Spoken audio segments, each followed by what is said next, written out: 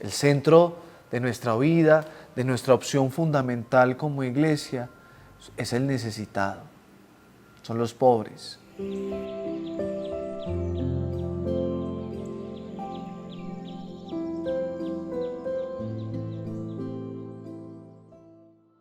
Sean todos bienvenidos a este espacio de encuentro, de evangelio, de vida, donde ponemos nuestra propia vida en las manos de Dios. Cuando uno tiene problemas del corazón, pues uno busca a un especialista, ¿sí? Uno va donde un cardiólogo, uno no va a ir donde un odontólogo, ¿sí?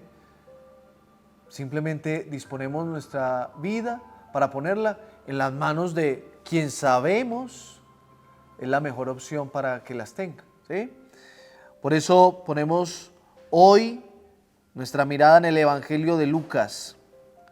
En aquel tiempo decía Jesús a sus discípulos: gánense amigos con el dinero de iniquidad, para que cuando les falte lo reciban en las moradas eternas.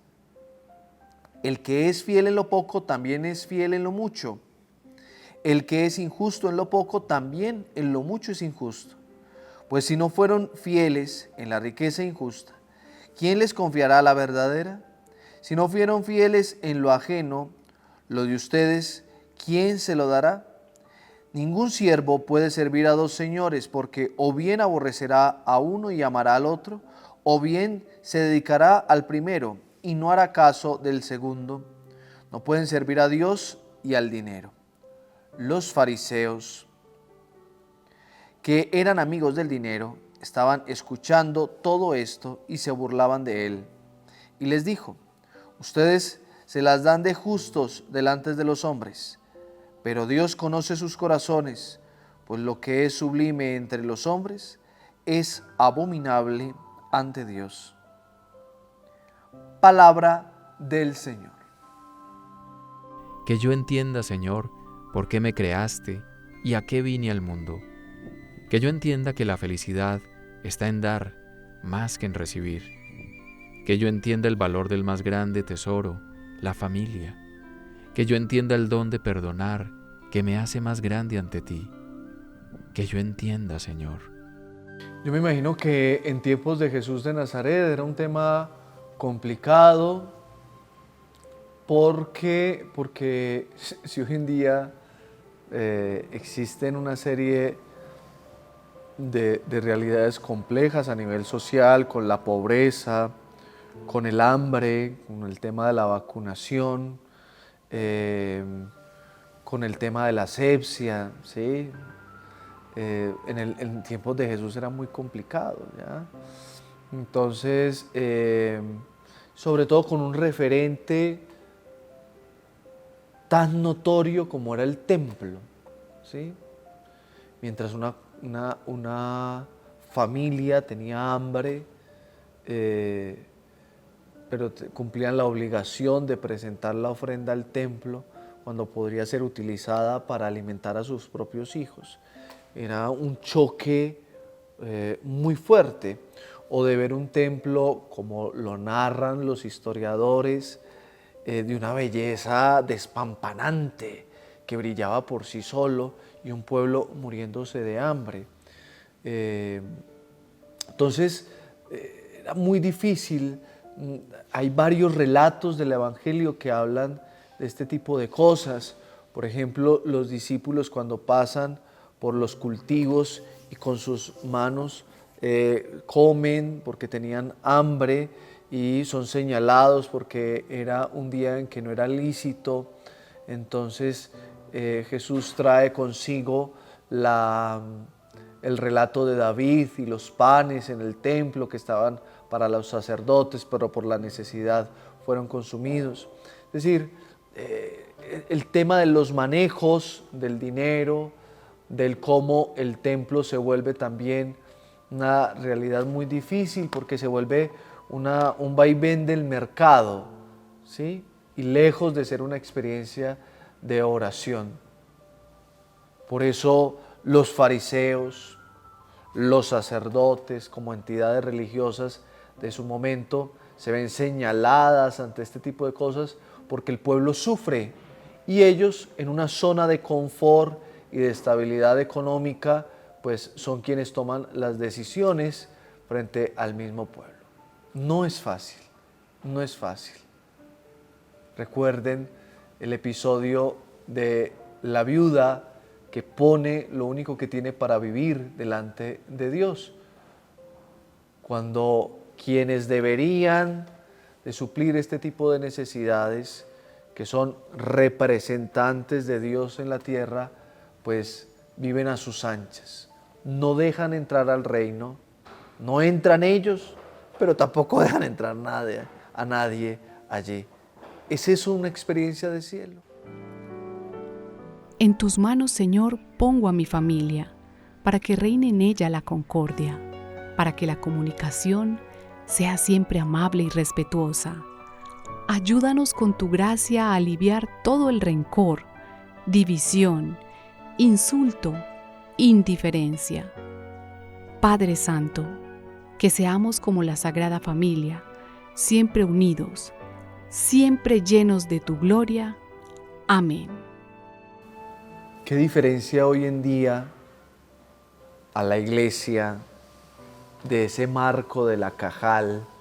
La Cajal era esa iglesia de tradición judía, a lo que vivimos hoy en día. Unos templos hermosos. Construimos unos templos. No quiero dar ejemplos, no quiero hablar de ese tipo de cosas, pero nos gastamos unos dinerales muy grandes cuando hay otro tipo de necesidades.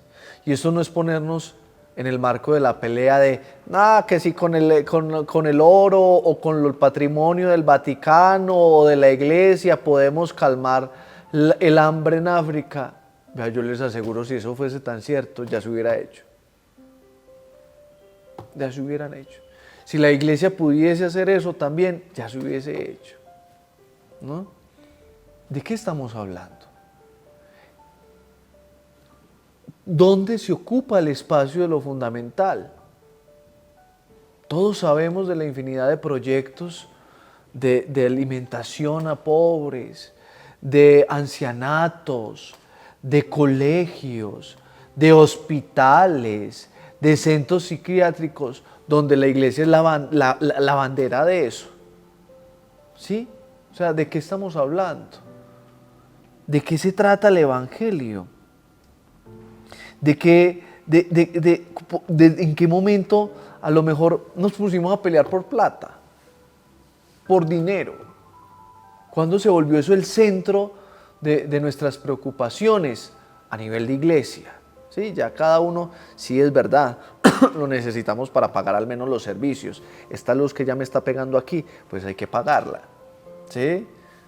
Pero ¿realmente ocupa el centro de la conversación, de nuestra oración? No. El centro de nuestra vida, de nuestra opción fundamental como iglesia, es el necesitado. Son los pobres. Son los que ocupan esa carencia, esa necesidad. Ocupa el centro de la experiencia.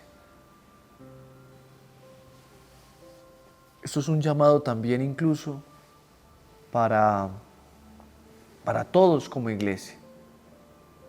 El primer texto que el Papa nos señala para empezar a caminar habla de los pobres. Eso nos tiene que decir algo ya. No. Y que como iglesia, que como presbiterado, que como vida religiosa y como vida consagrada, a mí me tenga que hablar eso. Que pueda salir de la zona de confort, que pueda servir a un solo Señor, a Dios mismo, porque no podemos servir a dos señores.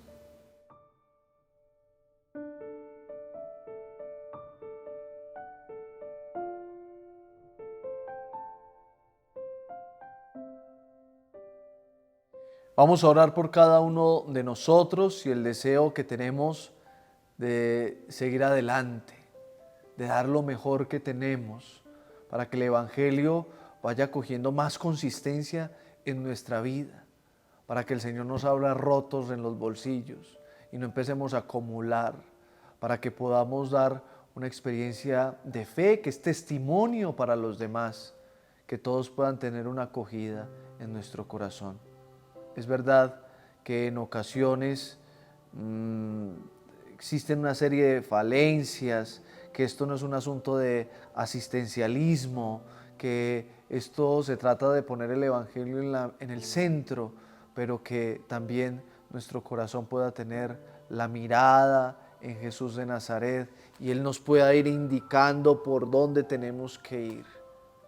Las cosas se caen. Santa Teresa de Jesús, cuando empieza a escribir el libro de Camino de Perfección, por allá, capítulo 4, 3, 4, por ahí, ella empieza a hablar de la pobreza y ella insiste en que no hagamos conventos grandes para que el día en que el Señor venga no vayan a hacer mucho ruido cuando se caigan las cosas. Eso habla de una mirada puesta en Jesús, que es lo fundamental. Por eso pedimos su bendición para cada uno de nosotros con el deseo de dar cada vez lo mejor y de emprender nuestro vuelo hacia el Dios que nos ama, Padre, Hijo, Espíritu Santo. Amén. Les agradecemos a todos el hecho de poder seguir caminando juntos, de evidenciar y de encarnar en nuestro corazón este Evangelio desde aquí, desde el municipio de Sonsón, en Antioquia, parroquia Nuestra Señora del Carmen, donde los acompañamos y los encomendamos para seguir encarnando su Evangelio en nuestra vida y en nuestra historia. Amén.